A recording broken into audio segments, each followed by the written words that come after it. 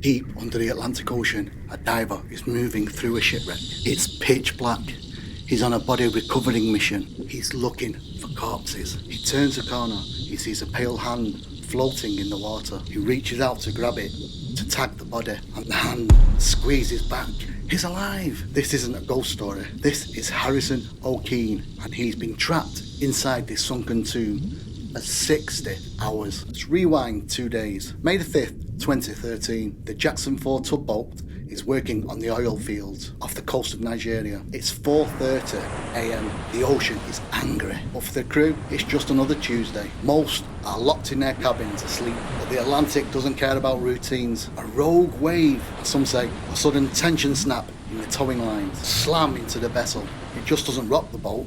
It flips it. In seconds, the ceiling becomes a floor. The heavy tugboat sinks like a stone, plummeting 30 metres, roughly 100 feet, until it slams into the seabed, upside down. Now this is where a terrifying game of chance takes place. Harrison wasn't in his cabin, he was in the bathroom as the waters hammered through the bulkheads, smashing doors off their hinges. Harrison was swept down the hallway into an officer's cabin. Physics took over. As the boat overturned, a bubble of air was trapped in that room, compressed by the crushing weight of the ocean. Harrison surfaced in that tiny pocket. 11 other crew members were gone, drowned in minutes. Harrison was the only one left. Survival movies make this look heroic. You think of a guy plotting his own escape. In reality, it's psychological torture. First there was the cold. At 30 metres deep, the ocean is freezing and the water is rising to his chest. To escape the freezing bite of the water, he stacked 2 mattresses on top of a floating wooden platform. He climbed on top, curled into a ball to conserve the heat. But the water was salt water, and after hours of soaking, salt water starts to do something nasty. It began to strip the skin off his tongue and body. He was starving, thirsty, managed to grab a floating bottle of Coke, and that bottle would be his only source of fuel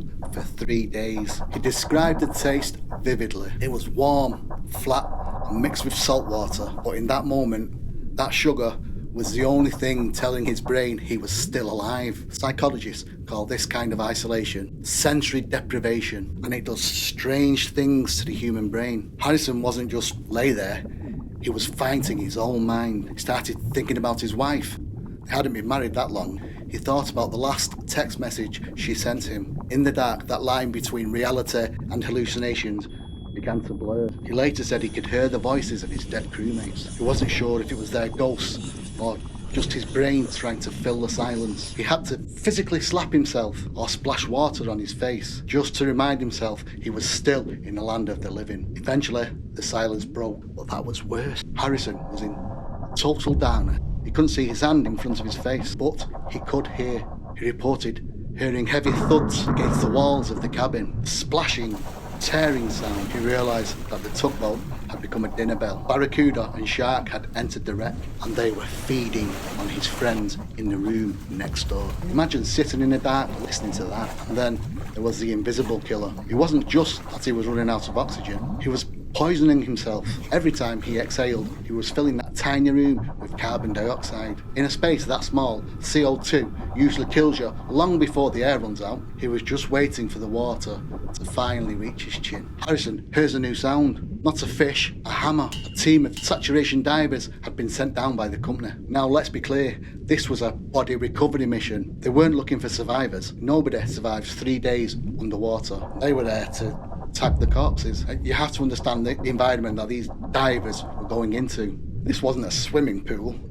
The water inside the wreck was a mix of oil, silt and decomposition. Visibility was near zero. The divers described it as walking or swimming through a haunted house. Furniture floating on the ceiling, doors jammed shut with the pressure. Every corner they turned, they was expecting to find a body. The tension for the rescue team was palpable. They were breathing a mixture of helium and oxygen, which makes their voices sound high-pitched, but there was nothing funny about what they were seeing. The diver reaches out, thinking it's another body to tag, and then the hand squeezes back. The diver freezes. He can hear the panic in the comms. He's alive! Harrison Okene hadn't just survived, he'd waited for them. But the danger wasn't over. In fact, the most lethal part of the story is just about to begin. They couldn't just grab him and swim to the surface. Remember, he's been at 30 metres of pressure for 60 hours. His blood is saturated with nitrogen. This isn't just about feeling dizzy. If Harrison came up too fast, the nitrogen dissolved in his tissue will turn back to gas instantly. Imagine shaking a pop bottle and then ripping the cap off. That reaction happens inside your veins. Bubbles will form inside his joints, ripping him apart from the inside. What divers call the bends is actually agonising joint pain, but that's the lucky scenario. If a bubble formed on his spinal cord, instant paralysis, and a bubble on the brain, massive stroke. Harrison had survived the darkness, the cold, the sharks, but now the simple act of breathing fresh air is the thing that could kill him. This wasn't a rescue anymore. It was a medical emergency in deep water. They had to strap a diving helmet onto him and treat him like a saturation diver. He had to spend another 60 hours in a steel tube decompressing, but this time he knew he was going home. Harrison is the only man in history to survive something like this. He eventually became a certified diver himself, facing the very fear that almost killed him, which is a level of bravery can't even comprehend. But he swore he would never go back to being a cook on a ship. And honestly, after 3 days in a dark tomb, listening to the ocean eat your friends, can you blame him? If you think surviving 60 hours underwater is impossible, what about surviving clouds of chlorine gas and then fighting back? Click here to watch the true story of the Russian zombie army that refused to die in 1915. It's one of the most brutal moments in military history. I'm Carl. This is Hairy History on Bearded Banter. Stay dry.